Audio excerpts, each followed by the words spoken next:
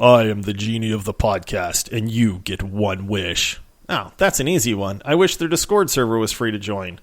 Wish granted.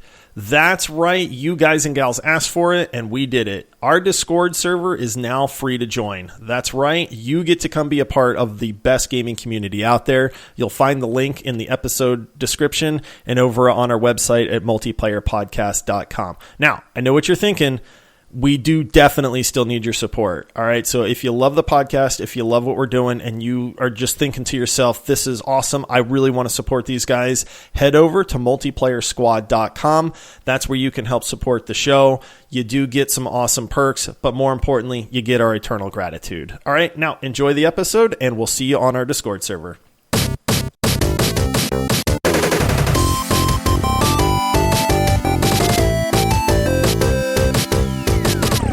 Welcome back, everyone, to the Multiplayer Gaming Podcast.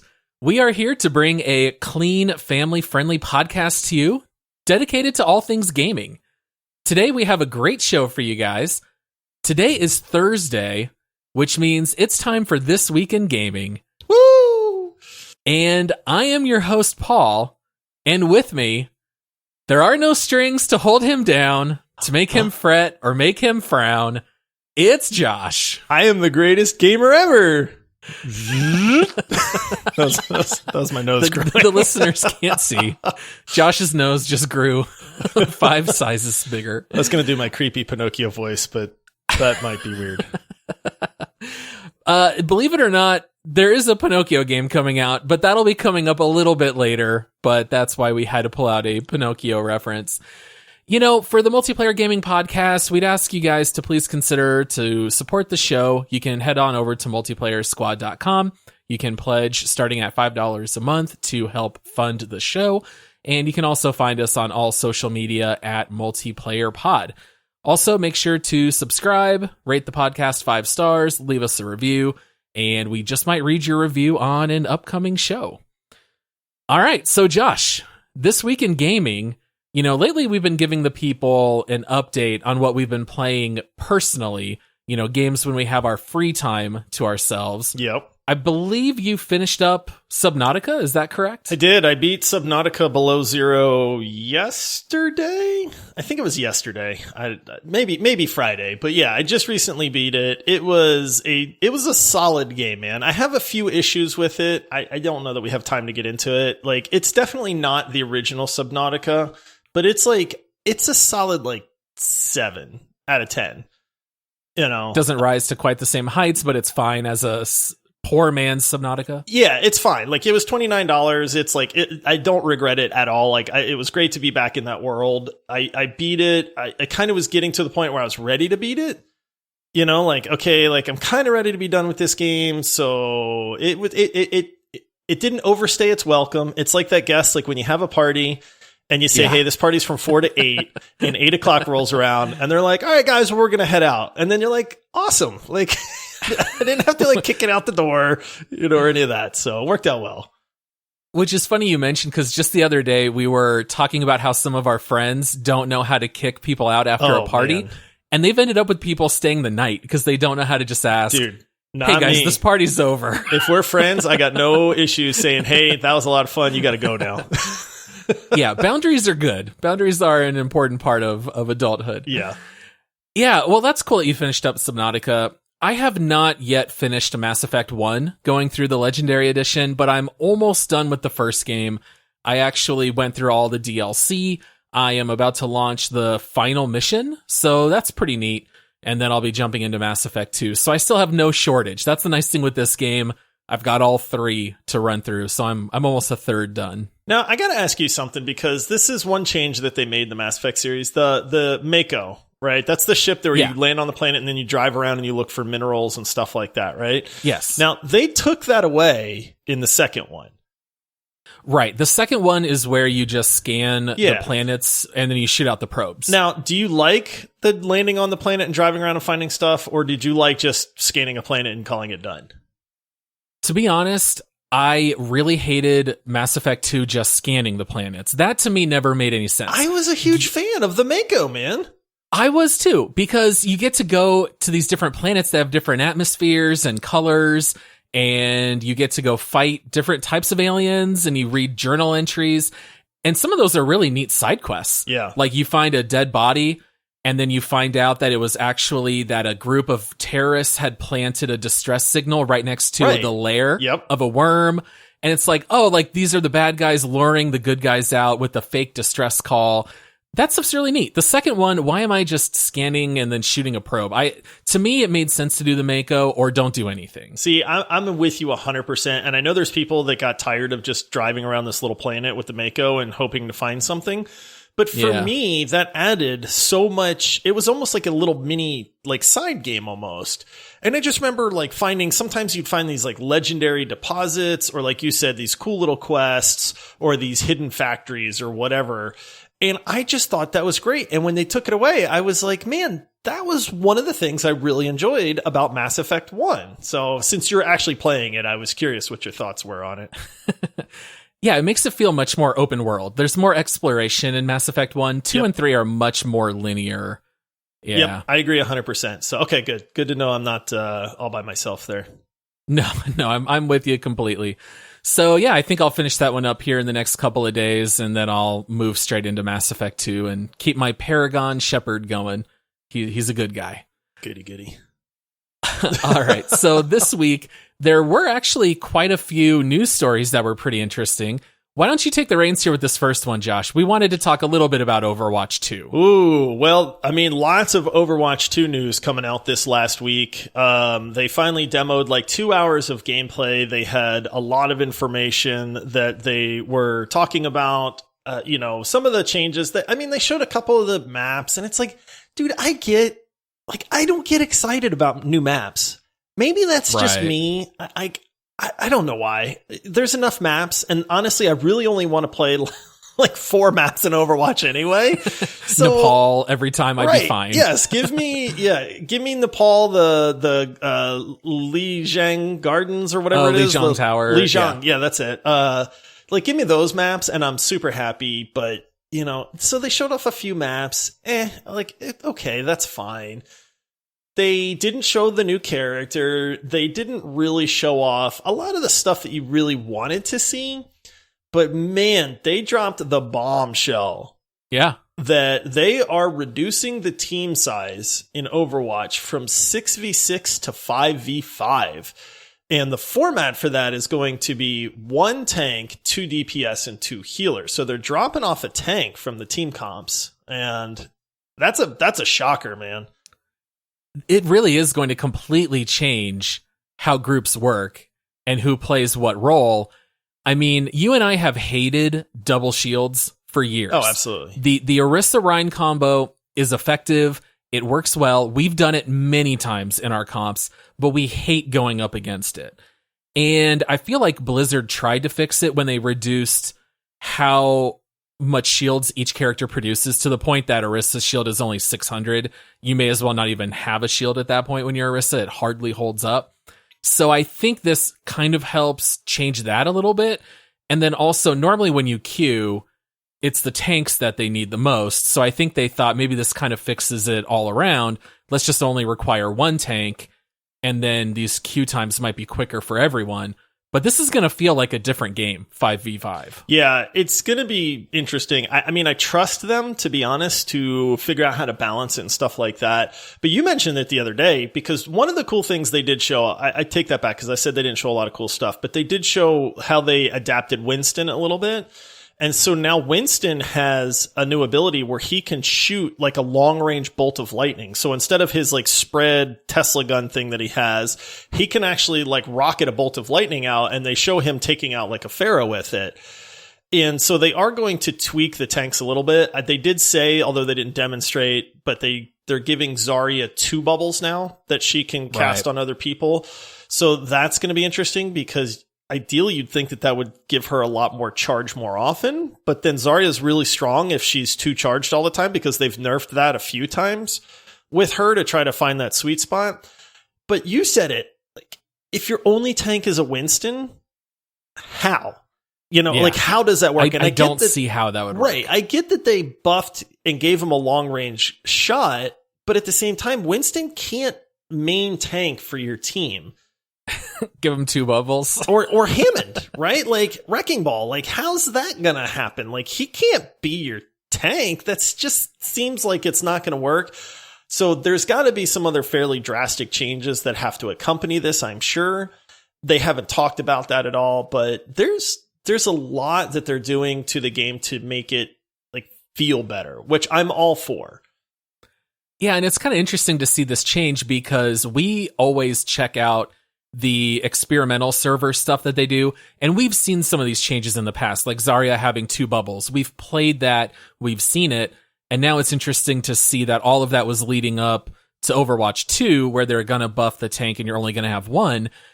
My thought process is just that Rhine is basically going to be a must-have, because if you're going to have any hit scan, they're going to be behind the best shield, and I just feel like that's going to be such a competitive advantage, so I'm curious to see how they balance all that out. Some of the stuff, too, that they showed that I really did enjoy, with the exception of one thing, which I'll whine about here in a second.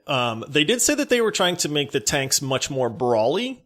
So they don't want the tank to feel like his job is to just sit there and hold a shield, or to hook one person every 7 seconds and hopefully you get a kill that way or something like that.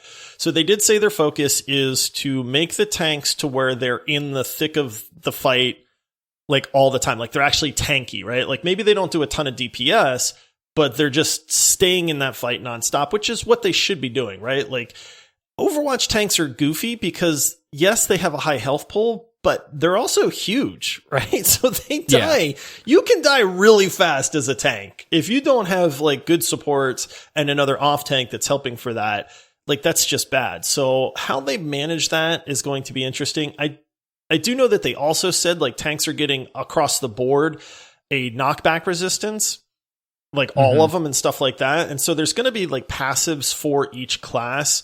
Like DPS are going to have a speed boost. Tanks have like better knockback resistance, and healers will self-heal after a certain amount of time of not taking damage, which, okay, I like all of those changes as well.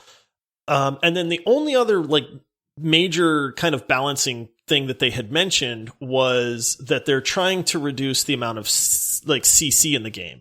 Right. And I think that's great because it's gotten so kind of off the charts a little bit that if the other team has a Hog, a Doom, a Brig, and a Lucio, you know, or a McCree, like everybody, yeah, right. Like everybody has something now, it seems like, and you're just getting constantly CC. You can't even ult anymore. Like I play a lot of Reaper, and it's like, I don't even want to ult as Reaper because somebody's just going to stun me or shut it down instantly. Like it's very rare that I ever get like a really good ult off anymore.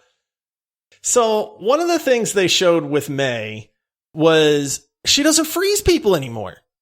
Like, this was what she is. This is who she is. How do you take away Mei's freeze? Like, I get it. People don't want to be like chain frozen, but that's the only thing that Mei does. So you know what she does now? She slows you down. Yeah. So they showed like a Soldier 76 like running by, and you know, she's got her little ice beam and it just kind of slows him down and it does more damage now. And I'm like, Mei's left click is not for doing damage. It's for freezing people. You icicle somebody if you want to do damage. I don't know. I'm not too thrilled about what they're doing to Mei. I am happy about the reduction in crowd control, but I'd be fine. Get rid of everybody's crowd control. Leave it with like Mei and maybe Doomfist. Like I think you should have a character that specializes in that, but not every single character in the game. Yeah, especially with Mei having such a character unique ability. You know, she was the only one who would affect speed and using ice. I always thought it was really neat and interesting. We have a lot of characters now like McCree and Ashe and Widow, and they're all very similar. So when you have these ability-based characters, I like keeping that essence in the game. You know, one thing that I'm really curious to see is, since I do an awful lot of healing, now that you're looking at 5v5, and since healers now heal themselves, I really wonder if Mercy is going to get pushed out from a healing rotation, because if you only have to heal 3 other characters, you're going to be able to play someone like Zen way more often. Yeah, the DPS you're not going to have to healer. Heal so much. Yeah. So being able to do more damage, whether it's with Moira or Zen, I could really see that working to your advantage. So I'm curious to see, because I have trouble picturing Mercy, who's not doing really any damage, still fitting in, but maybe I'm wrong. We'll see. It's just interesting because taking away the one tank is going to drastically change the dynamic of a lot of other stuff. And I feel like they know that, but they haven't really talked about it a whole lot yet. And what's funny is the other thing that really came up on this whole thing before we move on is that your pro tank players. So this big thing came out that once they announced that, a lot of the Overwatch pros, because let's be honest, the Overwatch League's so big, right? It's probably one of the premier esports, federations, foundation. I don't know. Federations. The esports federation. But they're like, hey, I just, now I'm worried for my job. And I'm like, ooh, I never thought about that, man. Getting that unemployment line. Yeah, like you better be worried for your job, or you better be the better tank on your team. One of the two. It's frustrating for them. I get it. Like there's this like cynical part of me though that's like, Overwatch is not beholden to you as an esports player. Like I get the concern and the worry, but a lot of them were complaining about they didn't consult us. How come we weren't like brought in to help with these decisions and stuff like that? And I was like, I felt like that was a little of an overreach. Like you're a pro player, I get it, but you're playing their game. Like you don't get to help them dictate what happens like in the development of their game. I don't know. Like that kind of rubbed me the wrong way, but then I also felt kind of bad for these pro players at the same time because it's their job and they might be out of a job. It'll be a scramble. They'll have to adjust for sure. All right, well, let's take a quick break here and hear from one of our sponsors. This episode of the Multiplayer Gaming Podcast is brought to you by the Blizzard Gear Store by Fanatics. If you're a long-term listener of the show, you know how much we love Blizzard games here. We even have Overwatch as our number one game on our leaderboard. And I've got great news for you guys out there. You can actually help support our show by purchasing Blizzard gear through multiplayerpodcast.com/Blizzard store. There is clothing for men, women, and children. There's collectibles, toys, so much stuff to browse through and look at. I was taking a look and saw you can order a replica of Genji's sword that you can hang on your wall. There's Lego sets, Diva onesies. What more could you guys want? So please check it out at multiplayerpodcast.com/Blizzard store. Now back to the show. All right, Josh, we are back. All right, so we're done talking Overwatch 2. This next game, I don't even know what to say. I don't even know how to introduce it, Just Josh. don't tell any lies, Paul. That's all I got to say. Don't tell any lies. This was truly the weirdest trailer and the weirdest concept I have heard for a game, at least in the last year. Josh, tell the people about Lies of P. I feel like I just want to stand up like like Maximus from Gladiator, though, and be like, are you not entertained?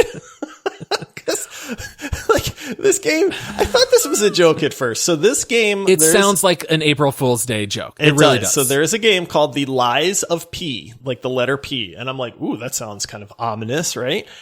No lie. Ha, pun. Right? This game is a Dark Souls equivalent, they said, utilizing the Pinocchio like world and characters. So Geppetto is this like grizzled old, almost like God of War type guy with this really gravelly voice.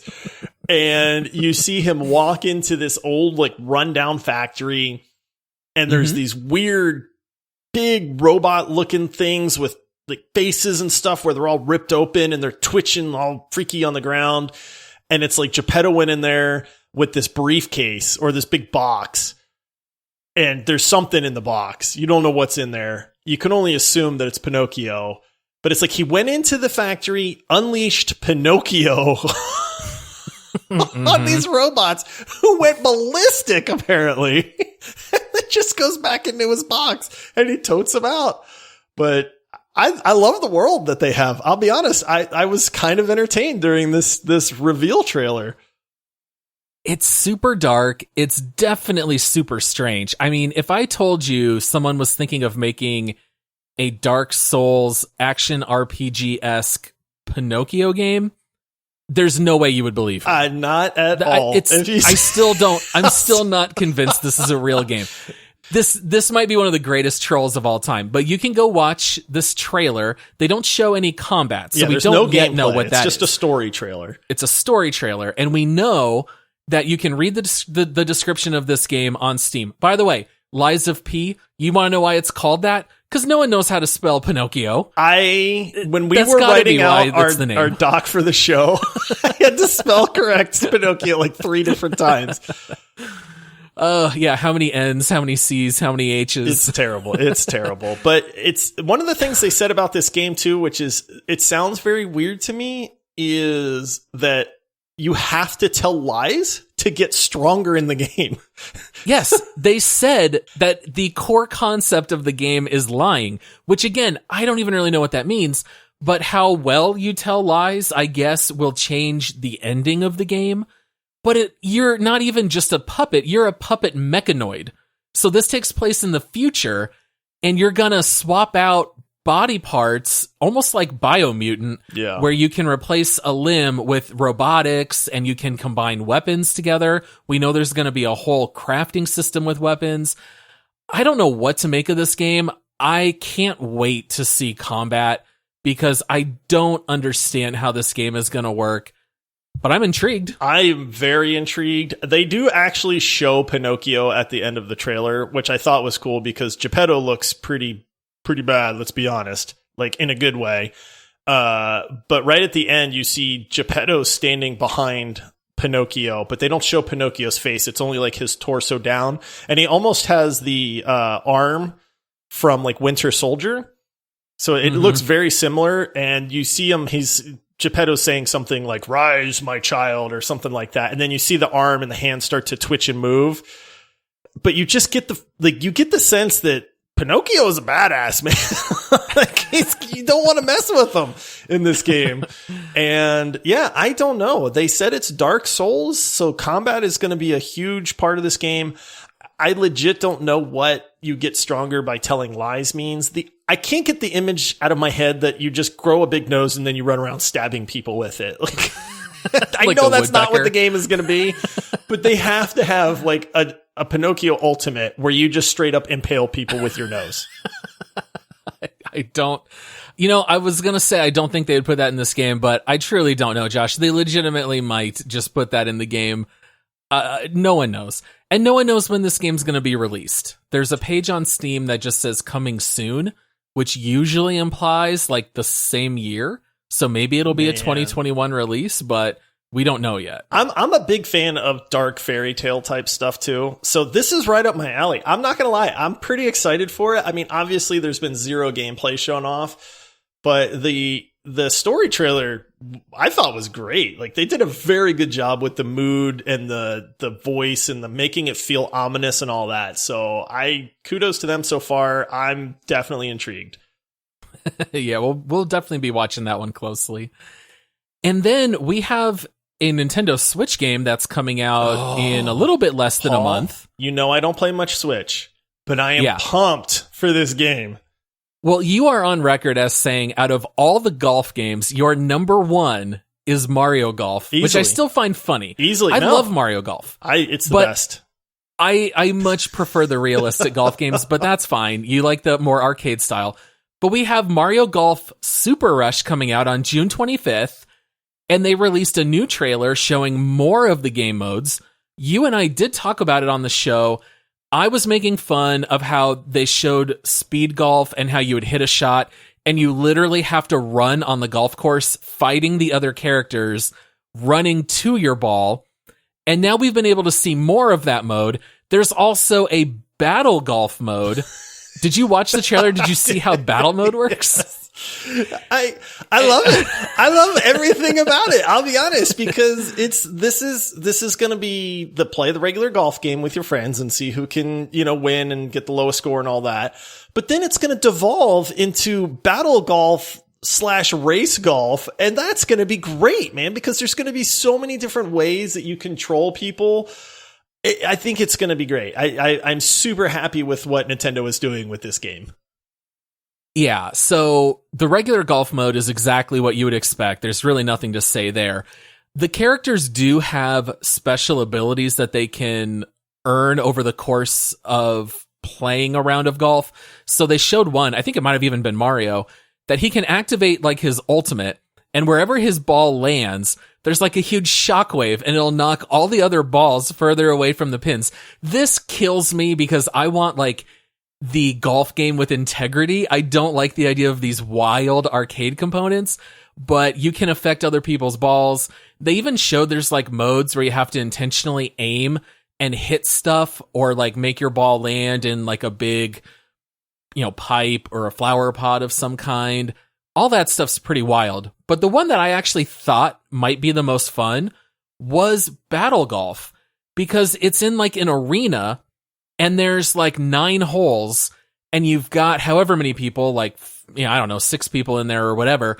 And your goal is to sink your golf ball into 3 flags, and the first person to claim 3 and still control it is the winner. So if you make a hole-in-one into one, and then you start working on the second, anyone else could then steal that flag. And that to me seemed cool, because now you're combining speed, but controlling more points than everyone else. And if it has any kind of team mode also, I think that would also make it a lot of fun. Yeah, they need a doubles mode for sure, because that would make it a lot of fun to have that buddy where it's like, come on, Paul, like me and you, man, let's do this.